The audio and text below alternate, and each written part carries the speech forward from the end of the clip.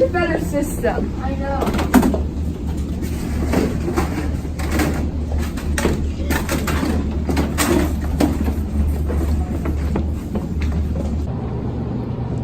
Today class will be learning about the parts of a socket.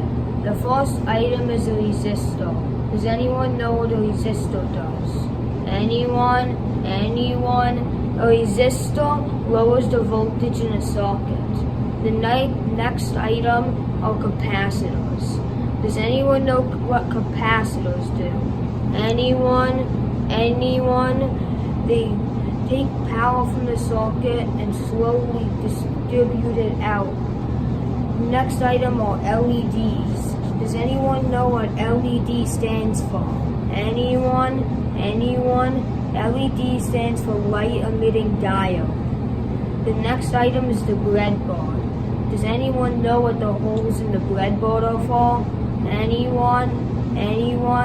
The holes in the breadboard are separated in rows for you to test sockets before you connect them together with metal. So Nathan, I heard you're entering the Autodesk Make It Real challenge, right? Yeah. That's awesome. So what caused you to enter this challenge? To help benefit kids at my school so they can learn more about technology. Awesome. And if you're to win, you get $15,000 worth of prize technology. How would that benefit students at your school? It would help them learn with a hands-on experience by touching and seeing the parts in person, which can help them focus and point out different things and ask more questions. Awesome. And this technology, how does it change from what technology you already have at the school? The technology we currently have is very limited and is getting a little outdated. Awesome. And what would you use, besides teaching, what would you use some of the technology for?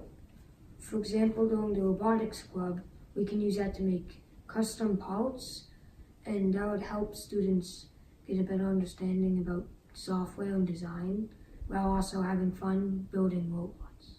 Great. And can you think of any real-world applications this technology might have for students? Yeah, coding and designing in 3D CAD. Great. Awesome. Making starts here. Autodesk Make It Real.